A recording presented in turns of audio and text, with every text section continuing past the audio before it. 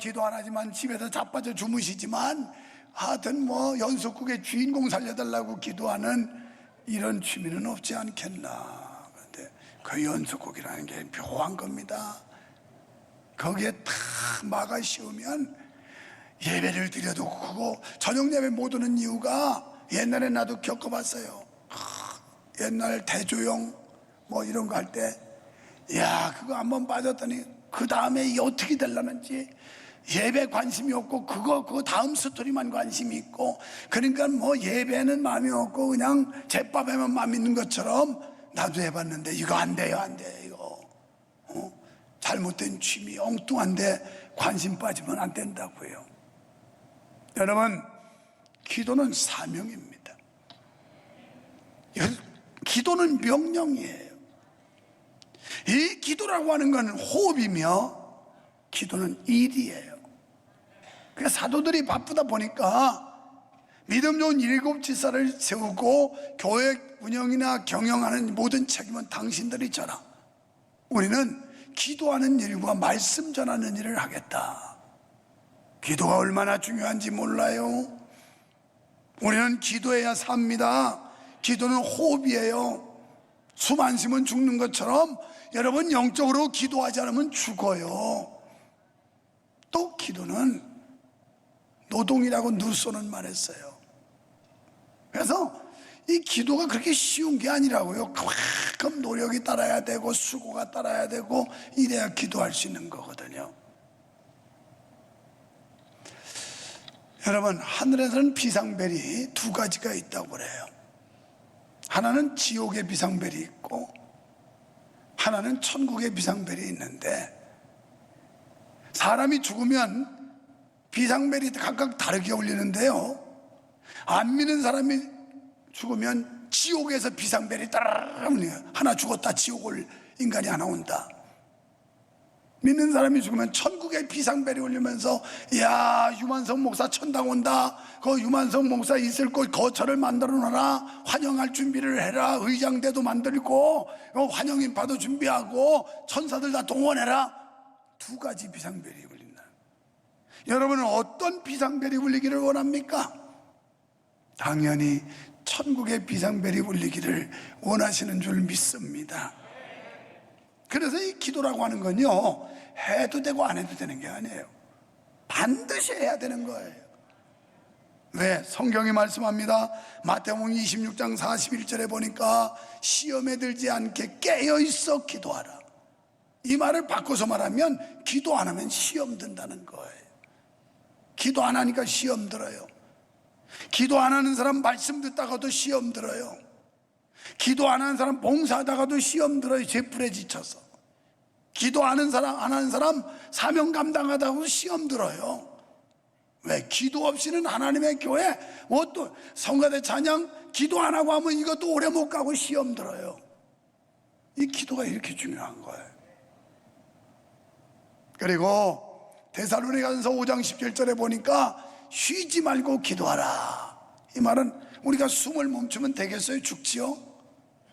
끊임없이 계속 숨이 들이쉬고 나가고 이게 일어나야 신진대사가 원만해지고 우리 세포가 죽지를 않고 맑은 공기를 계속 들여마시고 나쁜 거 빼내고 이래야 육체도 건강한 거예요. 우리 영적인 삶도 똑같은 거예요. 사실은요, 오늘도 이사야서 말씀을 가지고 이사야의 경고를 들어야 되는데 이 설교의 주된 내용들은 지난 주중에 화요일인지 새벽 기도 때 이 말씀을 나눴어요. 근데 이 말씀을 보면 너무 은혜가 되길래 이거 다시 좀 더 구체적으로 보완해서 설교 한번 더 해야 되겠다 한 거예요. 마태복음 18장 19절로 20절에 보면 두 사람이 땅에서 합심해서 무엇이든지 구하면 하늘에 계신 내 아버지께서 저희를 위하여 이루시리라. 합심 기도. 집에서 혼자 개인 기도할 수 있지만 뭐 때문에 새벽에 시간 허비하고 여기까지 와서 기름 달구면서 오겠어요? 집에서 기도할 수 있지만 금요 기도회 때 왜 모여서 기도하겠어요? 성경에 보니까 우리가 합심해서 기도하면 하나님께서 우리 기도를 들어주신대요. 아멘. 이렇게 기도하는 거예요. 예레미야 29장 12절에 보면 너희는 내게 부르짖으며 와서 내게 기도하면 내가 너희를 들을 것이요. 그 부르짖는 기도도 막 하는 겁니다. 또 야고보서 5장 16절에 보니까 병 낫기를 위하여 서로 기도하라 그랬어요. 그러니까 우리는 다른 사람을 위해서, 환자들을 위해서도 기도해 줘야 된다는 거예요. 아유 뭐 나는 건강한데 뭐 내가 무슨 기도가 필요해가 아니라, 우리 교회 성도 중에 몸이 아프고 이 사경을 헤매거나 위경에 빠지거나 위험에 빠진 이런 사람들이 있으면 기도해 줘야 된다는 거예요. 단순히 병만 말하겠어요? 요즘같이 경제 환경이 나쁠 때 경제적으로 압박받고 힘든 분들을 위해서도 기도해 줘야 되는 거죠. 여러분, 기도는 사람이 하나님과 협력하는 경로고요, 사람이 하나님께 부르짖는 방식이며 사람이 하나님의 영에 감동을 받는 과정입니다. 그러니까 우리가 기도해야 하나님이 역사하고, 또 기도할 때 하나님의 영에 감동을 받아요. 감동과 감화. 기도가 없는 사람은 영이 죽은 사람인데, 그것은 하나님의 감동을 받는 기관이 없다는 것을 의미합니다. 기도가 없이는 정상적인 영적인 생활을 할 수가 없습니다. 더군다나 성령의 뜻을 따를 수가 없어요, 기도하지 않는 사람은. 여러분, 기도하지 않는 것은 죄라고 그랬어요. 사도행전 사무엘상 12장 23절에 보면 나는 너희를 위하여 기도하기를 쉬는 죄를 여호와 앞에 결단코 범치 아니하고, 기도 안 하면 죄 짓는 거래요. 그런데 우리는 다른 건 죄로 알면서 기도하지 않는 데는 죄책감이 없어요. 아니 뭐 기도하면 필요하면 하고 안 필요하면 안 하는 거지 뭐 답답한 사람 하는 거고, 나처럼 모든 게 안정되고 평화로우면 안 하는 거지 뭐, 이렇게 생각하는 경향이 있는데 이게 잘못된 생각이에요. 기도하지 않는 건 죄라는 거예요, 죄. 지금 얼마나 많은 죄들을 짓고 왔어요. 일주일 동안 기도도 안 하고 맹성하다가 지금 또 도시락 배급받으러 왔잖아요. 이거 오늘 설교 도시락 하나 받아가지고 일주일 버텨보려고 또 좀 오신 거 아니에요, 지금? 도시락 배급받으러. 그런데 성경은 그렇게 신앙생활하는 게 아니에요. 모이기를 열심히 하고 기도하는 데 전념하고 성도의 교제를 귀하게 여기고, 이게 성경이에요. 우리는 다른 실수는 죄로 여기고 두려워하면서도 기도 안 하는 것이 죄라는 사실을 인식하지 않습니다. 성도가 기도하지 않으면서 전혀 죄의식이나 양심의 가책이 없는 게 문제입니다. 그래서 교회에서 목사도 장로님, 권사님들도 기도하시면서 전혀 가책을 안 느껴요. 뭐 그게 무슨 죄냐고. 성경이 죄라고 그랬잖아요. 내가 죄라고 그러는 게 아니라 성경 말씀이잖아요. 내 말을 안 믿어도 되지만 성경 말씀은 믿어야 되잖아요. 이게 신자 아니에요? 교회 다니는 신자가 성경을 안 믿으면 그건 난 크리스찬이죠, 불신자예요. 여러분, 성경을 꽉 믿으시기를 축원합니다. 성경은 꽉 믿어야 돼요, 가감 없이. 이거 자꾸 자기 비유 맞는 거, 거슬리는 거 이런 거 걸러내는 게 아니고 성경이면 그냥 꽉 믿어야 돼요. 그래야 은혜 받고요, 그래야 살아요. 골로새서 4장 2절에 보면 기도를 항상 힘쓰래요. 또 기도에 감사함으로 깨어 있어요. 기도가 깨어 있어야 영이 깨어 있는 거예요. 우리는 기도를 통해서 하나님과의 관계로 살아갈 수가 있고 예수 그리스도를 닮아가는 삶을 살 수 있음을 믿습니다. 성경은 우리에게 쉬지 말고 기도라고 명령하고 있는데, 동시에 기도하기를 쉬는 죄에 대해서 지적을 하고 있어요. 그러면 어떻게 기도할까요? 1절에 보니까 사도 바울은 모든 사람을 위해 할 수 있는 기도를 가르쳐 주는데, 간절히 기도하는 거예요. 기도, 일반적인 기도예요. 그 다음에 도고, 내 문제가 아닌 다른 사람의 문제, 제3자의 문제를 놓고 기도하는 거예요. 감사의 기도가 있습니다. 요즘같이 어지러운 세상, 환난 많은 세상, 그리고 전염병 걸릴까 봐 겁나는 세상, 이런 세상에서 그래도 하나님이 안전하게 해주셔서 우리를 여기까지 올 수 있게 된 거 얼마나 감사해요. 눈을 뜨면 하나님 오늘도 새날을 주시니 감사합니다. 이 몸이 사지백체가 온전해서 기거 동작할 수 있게 하시니 감사합니다. 이게 감사기도예요. 오늘도 하나님이 함께 해주셔서 승리하게 하실 걸 믿고 감사합니다. 이게 감사기도예요.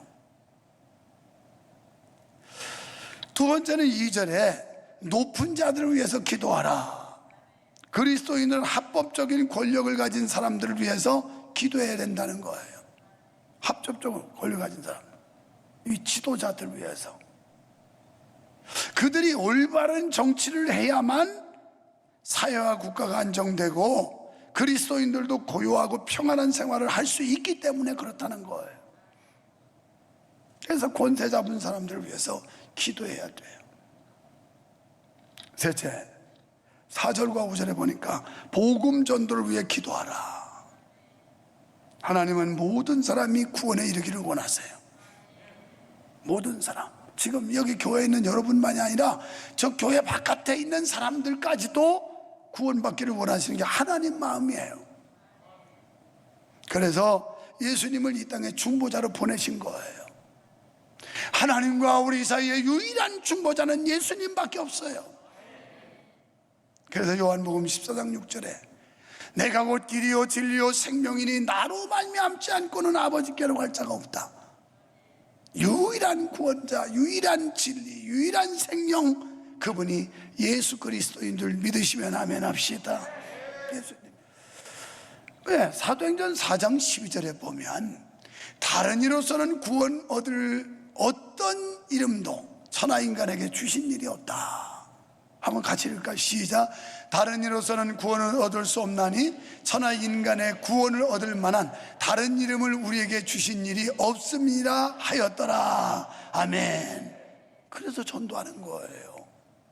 그냥 다른 종교, 그 교주, 우상 거기도 구원이 있다면 왜 우리가 전도하고 뭐 밥 먹고 살고 싶어서요? 그보다 더 중요한 건 영혼 구원 때문이잖아요. 영혼 구원. 에스겔 2장 7절에 보니까 그들이 듣든지 안 듣든지 패역한 자들이기 때문에 안 듣겠지만 너는 전하라, 고하라 그랬고요. 에스겔 3장 11절에 듣든지 아니 듣든지 그들에게 고하라. 디모데 후서에는 너는 말씀을 전파하라, 때를 얻든지 못 얻든지 전하라 그랬어요. 여러분, 하나님의 그 심정, 잃어버린 영혼에 대한 안타까움, 이 마음을 우리도 가져야 된다는 거예요. 경건하고 흐트러짐 없는 신앙생활을 하면서 복음을 전하기 위해서도 우리는 기도를 쉬지 말아야 합니다. 마태복음 7장 7절에 보니까 구하라 주실 것이요, 찾으라 찾을 것이요, 문 두드려라 열릴 것이라 그랬어요. 우리 하나님 앞에 구하면 주신대요. 그래서 구하는 거예요. 지금 우리는 매우 어려운 시대를 살아가고 있습니다. 정치적 혼란, 경제적 혼란, 교육의 혼란, 신앙적 혼란 등, 이게 바로 마가복음 4장 34절에 말씀하고 있는 광풍이에요. 한 번은 예수님 제자들이 예수님과 함께 배를 타고 건너편 마을로 전도하러 가기 위해서 이동을 해요. 그런데 갑자기 광풍이 일어났어요. 광풍이라 하면 이게 갑자기 생긴 돌풍을 말하거든요. 그냥 뭐 단어대로 해석하면 미친 바람이에요. 느닷없이 갑자기 생겨가지고 확 돌아서 배가 뒤집어지는 이런 거죠, 돌풍. 그래서 광풍이 생겨요. 제자들이 막 안간힘을 썼어요. 살아보려고 막 노를 젓고 중심을 잡아보고 도저히 안 되겠으니까 고물에서 배 뒤편인데 거기서 주무시는 예수님을 막 깨워요. 선생님 우리 죽게 됐다고요 지금. 그래서 예수님을 깨웠더니 예수님이 일어나서 말씀하세요. 바람과 바다를 꾸짖으신 즉 잠잠해졌더라. 이게 마가복음 4장 34절 이후의 말씀이에요. 지금 우리가 막 이 회오리 속에서 정치, 경제, 무슨 교육, 문화, 그 다음에 종교, 사상 막 정신이 없습니다. 이 광풍이 부는 것처럼 이때 할 일은 하나님 앞에 기도하는 거예요. 하나님이 우리의 삶의 현장에 개입해 주시기를 간구하면, 하나님이 말씀하시기만 하면, 하나님이 명령만 하시면 자연까지도 순종한다는 사실을 믿으시기 바랍니다. 그래서 예수님이 우리 삶에 개입만 하시면 모든 문제는 즉시 해결돼요. 네 번째는 회개 기도를 해야 됩니다. 이런 글을 보았습니다. 이것도 새벽 시간에 제가 소개했던 글이에요. 만일 어떤 사람이 불의를 저지르고 있는데, 불의를 저지르고 있는 사람이 기도한다고 그 기도를 하나님이 들으시겠는가? 전도에 대해 무관심한 사람이 교회 부흥을 기도한다고 응답이 있겠는가? 그럴 수 없다. 11조 생활하지 않고 물질의 축복을 위해 기도한다고 응답이 될까? 본인이 희생하지 않고 교회 부흥을 위해 일꾼을 세워달라고 기도한다면 그 기도가 상달되겠는가? 이런 글이었어요. 그러니까 내가 먼저 해야 된다는 거예요. 내가 먼저. 여러분, 우리 교회 잘 되기를 원하시면 아멘 합시다. 그러려면 내가 먼저 해야 돼요. 네가 먼저가 아니고 우리가 솔선수범해야 된다는 거예요. 그걸 성경은 말씀하고 있죠. 그리고요, 이사야 59장 1절로 2절에 보면 이런 말씀이에요. 여호와의 손이 짧아 구원치 못하심도 아니요, 여호와가 귀가 둔해서 우리 소리를 듣지 못하심도 아니라 너희 죄악이 너희와 하나님 사이를 내었고 그 죄가 하나님의 얼굴을 가리워서 너희를 듣지 않으시겠다. 죄 때문이라는 거예요. 기도해도 응답이 안 온다. 기도해도 문제 해결이 안 된다. 죄 때문이라는 거예요. 우리가 죄를 그냥 부둥켜 안고 죄를 그냥 가지고 기도해서는 하나님이 그 예배도 기도도 듣지 않는다는 거예요. 우리의 심령의 죄를 그냥 가득히 채운 채 오늘 예배당에 앉아 있어도 하나님이 그 얼굴을 가려버린다는 거예요. 얼마나 무서운 말씀입니까? 하나님이 우리가 대면해 줘야 되는데 하나님이 외면한다는, 아니 외면은 괜찮고요, 얼굴을 가려버린다는, 보기 싫다는 거죠. 꼴 보기 싫다는 거죠.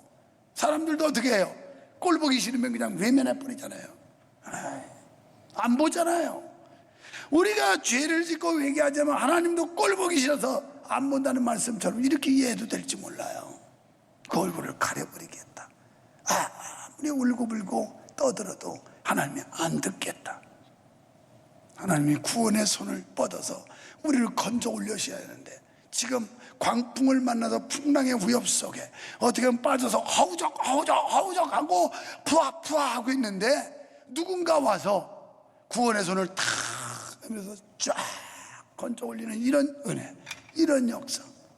지금 얼마나 힘든 때, 얼마나 혼란한 때, 얼마나 고통스러운데, 이런 때 구원자 되신 하나님께서 구원의 손을 쫙 뻗어가지고 우리의 손을 탁 잡아서 탁 끌어올려주는 이런 은혜, 이런 축복이 우리 교회와 여러분에게 있어지기를 축원합니다. 여러분, 우리는 사도 바울이 기도에 대해서 가르치면서 성도는 자기만이 아니라 다른 사람을 위해서 중보와 도구 기도, 중보 대신 기도하는 거잖아요. 이거 하라는 거예요. 여러분, 아브라함이 자기 조카 롯을 위해서 얼마나 기도했어요.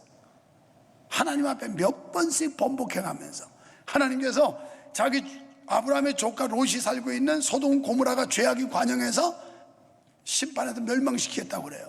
그러니까 아브라함이 막 깜짝 놀래가지고 하나님께 기도하죠. 그래서 하나님께서 조건이 의인 50만 있어도 멸망시키지 않겠다. 그게 없다는 얘기거든요. 아유 하나님 죄송해요. 45명을 오케이 45명 때. 아유 하나님 죄송한데요. 40명은요. 그래 40명만 있어도 내가 멸망시키지 않을게. 아유 하나님 정말 죄송한데요. 35명이요. 35명 좋아. 아유 하나님 진짜 미안한데요. 30명은요. 30명도 좋다. 이래서 깎여 내려가다가 하나님 정말 죄송한데 딱 한 번만이 10명은요. 10명도 좋아. 근데 10명이 없어 소돔 고모라 멸망하지만 아브라함의 그 간절한 축복 기도가 결국 조카 롯의 가정을 구출시켜요.